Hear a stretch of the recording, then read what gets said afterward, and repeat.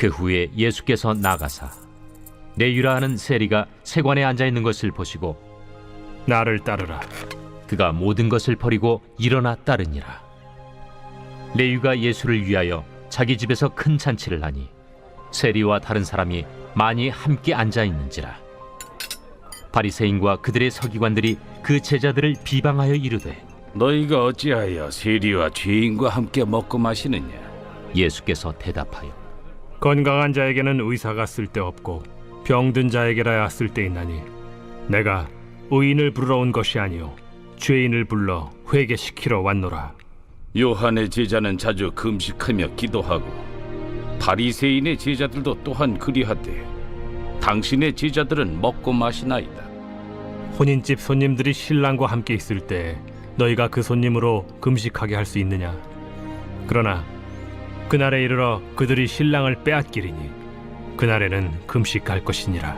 또 비유하여 이르시되 새 옷에서 한 조각을 찢어 낡은 옷에 붙이는 자가 없나니 만일 그렇게 하면 새 옷을 찢을 뿐이요 또 새 옷에서 찢은 조각이 낡은 것에 어울리지 아니하리라. 새 포도주를 낡은 가죽 부대에 넣는 자가 없나니 만일 그렇게 하면 새 포도주가 부대를 터뜨려 포도주가 쏟아지고 부대도 못 쓰게 되리라. 새 포도주는 새 부대에 넣어야 할 것이니라. 묵은 포도주를 마시고 새 것을 원하는 자가 없나니 이는 묵은 것이 좋다 함이니라. 안녕하세요, 묵상가족 여러분. 말씀 묵상을 통해 하나님께 잇대어 살아가는 우리 모두가 되길 축복합니다. 오늘 말씀은 누가복음 5장 27절부터 39절 말씀입니다. 오늘 말씀은 세리인 레위를 제자로 부르시는 장면으로 시작하고 있습니다. 예수님께서는 세관에 앉아 있는 레위를 보셨습니다. 그리고는 부르십니다. 나를 따르라 하십니다.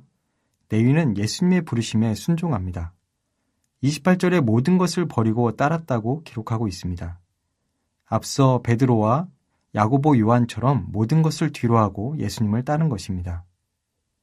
29절부터 32절은 레위가 예수님을 위해 큰 잔치를 베푼 것을 보여주고 있습니다. 이 잔치에는 레위만 자리한 것이 아니라 레위의 동료였던 세리들과 다른 사람들이 많이 참석한 것으로 보입니다. 이것이 바리새인들과 서기관들의 눈에 좋게 보이지 않았습니다. 세리는 유대인들 입장에서 보면 노마의 편에 서서 동족들을 힘겹게 하는 매국노와 같은 이들이었습니다. 그런데 예수님께서 그 자리에 함께하고 계신 상황입니다. 그렇게 바리새인들과 서기관들이 예수님의 제자들을 비방하여 말합니다. 너희가 어찌하여 세리와 죄인들과 함께 먹고 마시는지를 말합니다. 말은 제자들에게 하지만 예수님께서 듣기를 원해서 하는 이야기입니다. 제자들을 비방하는데 그에 대한 답을 예수님께서 하시는 것을 보면 알 수 있습니다. 예수님께서 듣기를 바라고 한 이야기인 것입니다. 예수님께서는 비유를 통해 대답하십니다. 건강한 사람들은 의사에 대한 필요를 가지고 있지 않다고 말합니다. 의사는 병든 이들에게 필요합니다. 예수님이 성육신을 하시면서까지 이 땅에 오신 이유는 예수님이 오시지 않으면 안 되셨기 때문입니다. 죄의 문제를 해결할 수 없고 스스로 죽어 있음에도 불구하고 병들었음을 모르는 세대 가운데 오셔서 그 질병을 고치시고 다시 살리심의 은혜를 입게 하기 위해서 오신 것입니다. 예수님의 대답을 듣고 나서 바리새인들과 서기관들은 그것에 대해서 반박할 말이 없으니 다른 문제를 제기합니다. 33절을 보면 이제는 직접 예수님께 말을 전하고 있습니다. 금식과 기도의 문제를 가져옵니다. 바리새인의 제자들도 요한의 제자도 금식하고 기도하는데 예수님의 곁에 있는 자들은 먹고 마시며 금식도 안 하고 기도도 안 한다는 문제 제기입니다. 이들의 문제 제기를 듣고 예수님께서는 두 가지를 말씀하십니다. 34절에서 예수님과 관계된 상황은 매우 독특한 상황임을 말씀하십니다. 결혼식 때문에 온 하객들이 결혼식 장소에 있는데 금식을 할 수는 없지 않겠느냐고 물어보십니다. 다시 말해 지금은 예수님과 함께해야 하는 순간임을 말씀하시는 것입니다. 하지만 35절의 말씀처럼 어떤 날들이 이르게 될 것을 말씀하십니다. 그날은 신랑이 들릴 때입니다. 그제야 그들이 금식을 하게 될 것이라고 말씀하십니다. 주님이 고난의 길을 가시고 마침내 때가 이를 때 이들은 주님의 고난의 참뜻을 깨닫고 금식하게 될 것입니다. 이렇게 주님과 제자들과의 관계에 대한 말씀을 하신 이후에 비유로 말씀을 하고 계십니다. 두 가지로 비유를 하시는데 옷조각 비유와 포도주 가죽 부대의 비유입니다. 먼저 옷조각 비유를 보면 아무도 새 의복에서 얻어진 조각을 찢어가지고 옛 옷이나 낡은 의복에 붙이지 않습니다. 이유는 그렇게 하면 둘 다 상하게 되기 때문입니다. 옛 옷을 고치기 위해서 새 옷을 찢습니다. 그럼 일단 새 옷은 망가진 상태가 됩니다. 이 비유가 무엇을 의미하느냐에 대해서 이 새 옷은 하나님 나라를 지칭하는 것으로 볼 수 있습니다. 헌옷은 율법에 근거한 나라나 세상 나라 정도로 생각할 수 있습니다. 두 번째 비유를 보면 새 포도주를 낡은 가죽 부대에 넣는 자가 없습니다. 그렇게 새 포도주를 낡은 가죽 부대에 넣으면 발효가 되면서 팽창할 때 그것을 버틸 힘이 낡은 가죽 부대에게는 없기에 부대가 터져버립니다. 그런 가죽 부대도 못 쓰게 되고 바닥에 포도주가 쏟아져 포도주도 못 쓰게 됩니다. 그렇게 새 포도주는 새 가죽 부대에 담아야 합니다.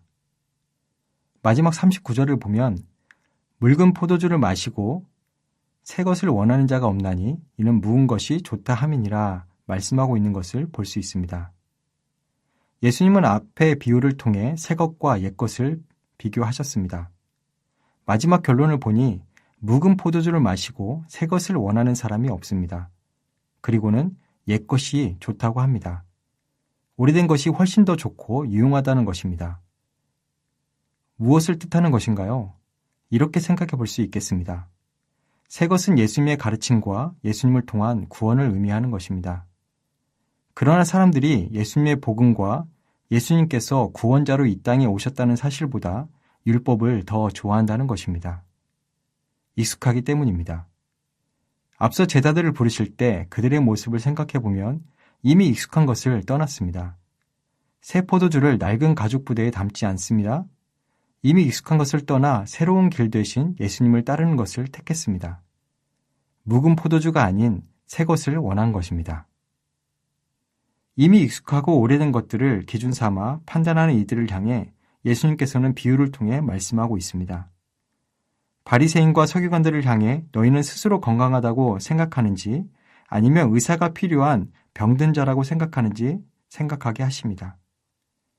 지금은 금식과 기도가 중요한 것이 아니라 주님을 쫓아 말씀을 배우고 따르는 삶이 필요하다는 점을 보여주고 계십니다. 또한 옛것이 아닌 새로운 길이요 생명 대신 주님을 따르는 삶을 살아야 한다는 점을 말씀하고 있습니다. 우리는 어떻습니까?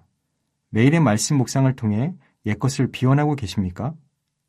새로운 길이요 생명 대신 주님을 따르는 삶을 살아가고 계십니까? 묵은 것을 버리고 새 것을 원하는 믿음의 고백을 통해 결단과 순종으로 나아가고 계십니까? 오늘의 삶 속에 이러한 축복이 함께하는 묵상가족 여러분 되시길 축복합니다. 기도하겠습니다.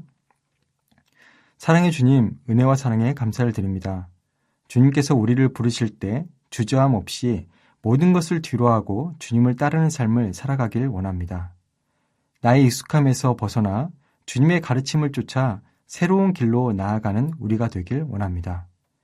믿음의 고백을 주님께 드리게 하시고 결단과 순종으로 우리의 발걸음을 옮겨놓게 하옵소서. 매일의 말씀 묵상의 일이 주님 닮아가며 주님의 길로 행하는 삶의 기초가 되게 하옵소서. 감사를 드리며 우리 주 예수 그리스도의 이름으로 기도합니다. 아멘. 1. 오심 기도. 하루 5번 마음을 다해 드리는 기도. 나는 죽었습니다.